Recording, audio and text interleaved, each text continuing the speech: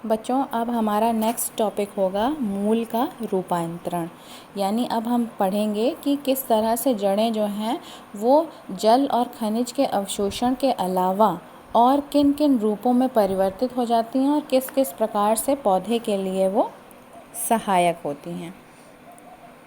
इसके पहले अगर हम एक पॉइंट और अगर देख लें कि जड़ों का प्रकार अगर हम पहले देख लेते हैं बच्चों, ठीक है। जड़ों के प्रकार में हम देखते हैं कि आपको मुख्य रूप से आपने पिछली छोटी कक्षाओं में भी पढ़ा होगा कि जड़ें जो हैं वो मुख्य रूप से दो प्रकार की होती हैं। एक होती है मूसला जड़ और दूसरी होती है अपस्थानिक जड़।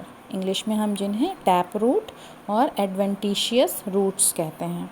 तो मूसला जड़ जो होती है वो आपने पढ़ा होगा कि जो द्विबीजपत्री पौधे होते हैं, यानी जिनमें दो बीज पत्र होते हैं, जैसे चना है, मटर है।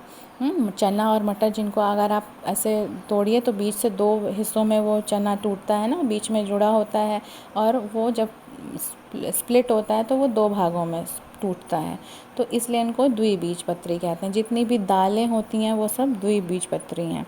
तो ये जो जड़ें हैं, मूसला जड़ें, ये द्विबीजपत्री पौधों में पाई जाती हैं और साथ ही साथ अनावृत बीजी पौधों में। आपने पिछले चैप्टर्स में पढ़ा था, जहाँ मैंने आपको वनस्पति जगत पढ़ाया था, वहाँ पर आपने देखा कि अनावृत बीजी पौधों में भी जो जड़ें होती हैं, अनावृत बीजी पौधे कौन से होते हैं? जिनमें कि बीज जो हैं वो फल के अंदर नहीं पाए जाते, खुले हुए होते हैं, नग्न बीज होते हैं, जिसके कारण इसका नाम अनावृत। अनावृत माने खुला हुआ, आवृत ना हो।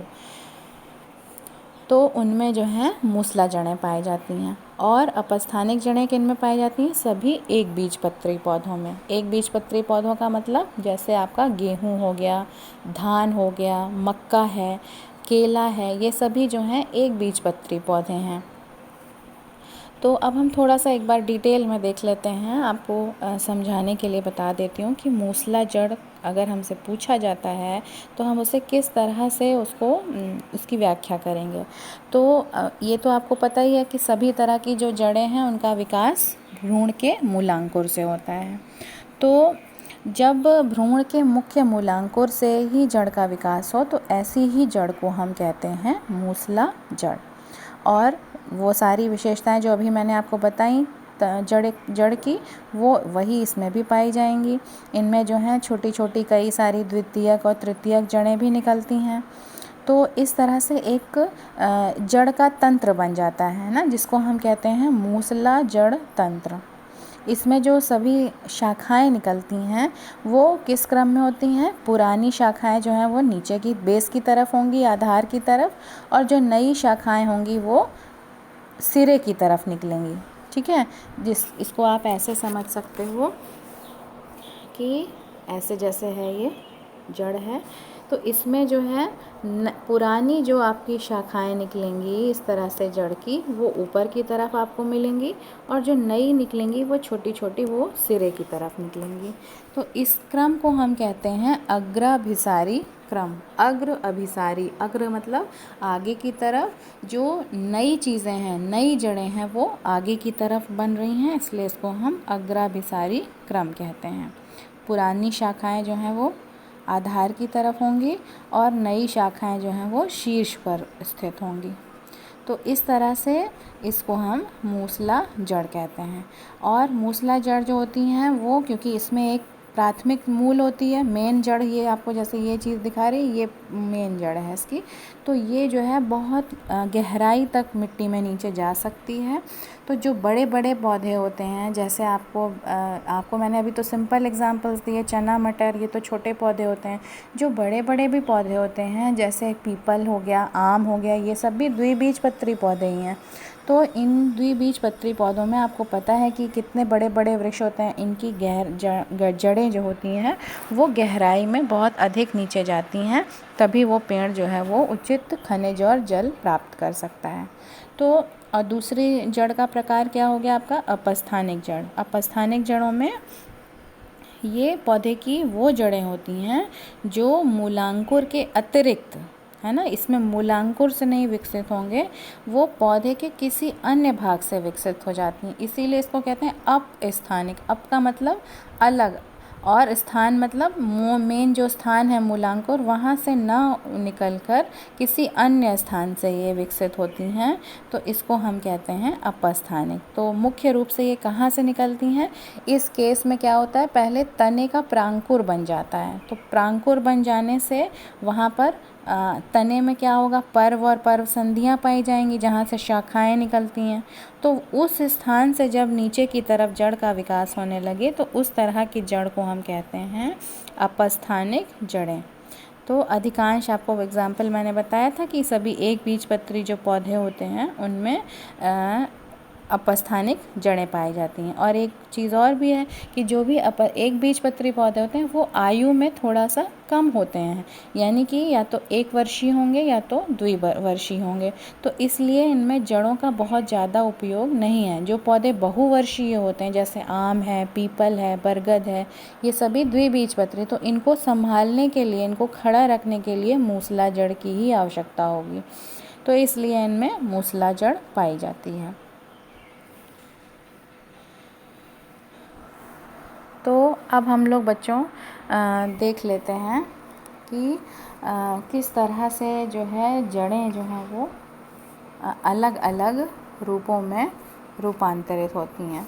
तो इसमें आपको मुख्य रूप से अब चूँकि हमने 2 तरह की जड़ें पढ़ी हैं, मूसला जड़ और अपस्थानिक जड़, तो पहले हम लोग देखेंगे कि मूसला जड़ें जो हैं वो किस तरह से अलग रूपों में बदलती हैं, चेंज होती हैं।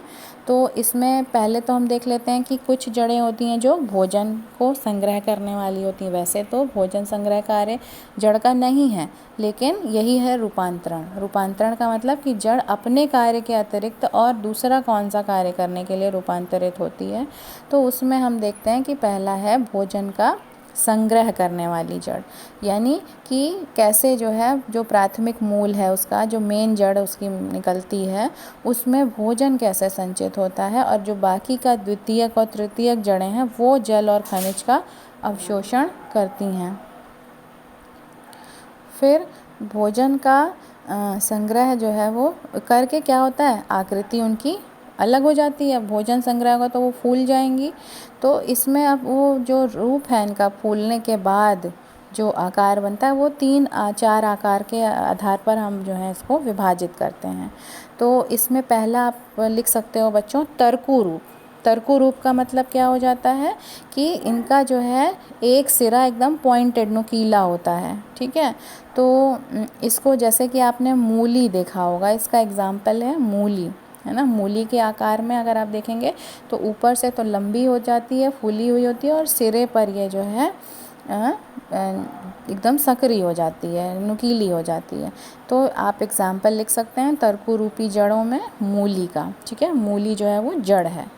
अब दूसरा हम देख लेते हैं शंकु आकार, है ना। शंकु आकार का मतलब जो शंकु के आकार, शंकु का आकार आप समझ रहे होंगे, शंकु का आकार ऐसा होता है, इस तरह से कुछ शंकु का आकार होता है।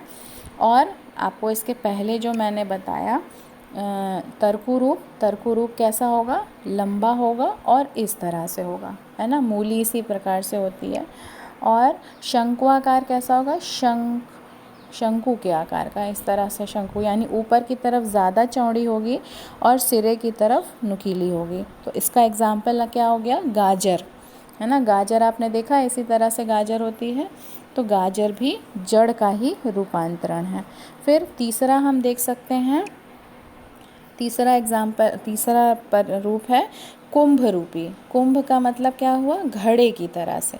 अगर आपको इस तरह से कुछ दिखाई पड़े, इस तरह से, तो इसको हम कहेंगे कुंभाकार। कुंभाकार जो है एग्जाम्पल इसका आपको होगा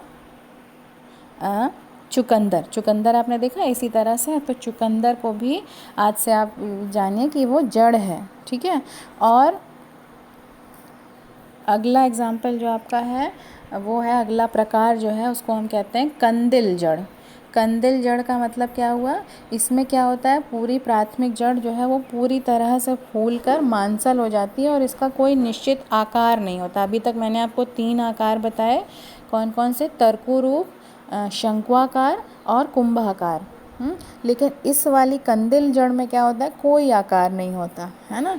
और ये अनियमित आकार से फूल जाती है। तो इसका एग्जाम्पल आपको लिखना हो तो आप लिख सकते हैं गुला बाँस, है ना। गुला बाँस जो है वो इसका एग्जाम्पल है। ये सारी जड़ें जो हैं वो किस तरह की हैं, प्राथमिक मूसला जड़ों की बात कर रहे हैं।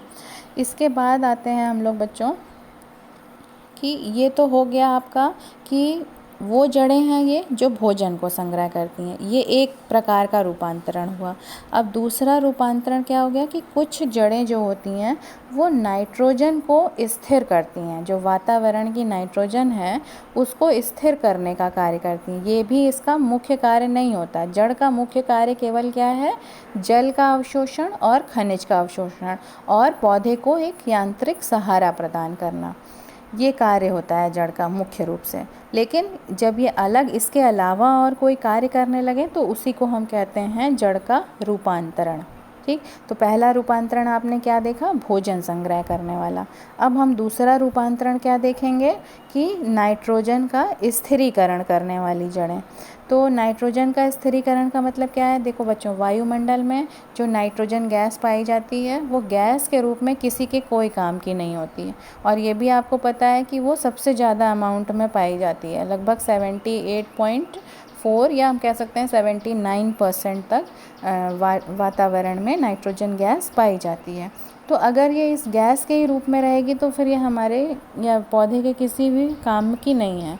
तो इसको क्या किया जाता है, इसको स्थिर किया जाता है। स्थिर करने का मतलब गैस ना रहकर ये कोई ठोस में परिवर्तित हो जाए या कोई लवण बना ले, तो वो लवण जो है वो पौधों के लिए उपयोगी होता है। तो वो लवण क्या होगा, जैसे हम कह सकते हैं नाइट्रेट का लवण बन जाए या नाइट्राइट का लवण बन जाए। नाइट्रेट यानी NO3 हो गया और नाइट्राइट यानी NO2 हो गया। ठीक है, ये जो है लवण है, इसका मतलब यहाँ भी इसके साथ कोई और भी तत्व जुड़ेगा तब ये जाकर लवण बनेगा। तो ये काम कौन करता है, ये काम करते हैं कुछ बैक्टीरिया या जीवाणु। ठीक है, ये आपने पहले दूसरे चैप्टर्स में आपको जब मैंने बैक्टीरिया पढ़ाया था तो वहाँ बताया था आपको कि कुछ बैक्टीरिया होते हैं जो स्थिरीकरण का कार्य करते हैं। तो यहाँ पर जो है जितने भी दाल वाले कुल के पौधे होते हैं जिसको हम लेग्यूमिनोसी कुल कहते हैं, जिसमें सभी तरह की दालें आती हैं, जैसे मटर है, चना है, अरहर है, मूंगफली है, बरसीम है। इन सब जड़ों में क्या होता है, इनकी जड़ें जो होती हैं वो इस तरह से ग्रंथिल हो जाती हैं। ग्रंथिल का मतलब इनमें गांठें बन जाती हैं। ये इस तरह से गांठ, कभी आप अरहर का, अगर अरहर के खेत में जाइए, मटर का पौधा देखिए और उसको एक पौधा उखाड़िए, उखाड़ने के बाद जब आप उसका जड़ देखेंगे तो उसमें आपको इस तरह से जड़ में गांठें दिखाई पड़ेंगी। इन्हीं को हम कहते हैं ग्रंथिल जड़ें। और इसी ग्रंथिल जड़ के अंदर एक बैक्टीरिया पाया जाता है जिसका नाम है राइजोबियम। ठीक है, राइजोबियम, ये आपको मैंने जब बैक्टीरिया पढ़ाया था तो वहाँ बताया था। राइजोबियम लेग्यूमिनोसेरम नाम का एक बैक्टीरिया होता है जो वायुमंडल की नाइट्रोजन को स्थिर करता है। और ये चूँकि जड़ के साथ रहता है, सहजीवी के रूप में, उसको भी लाभ पहुँचाता है और स्वयं भी लाभान्वित होता है।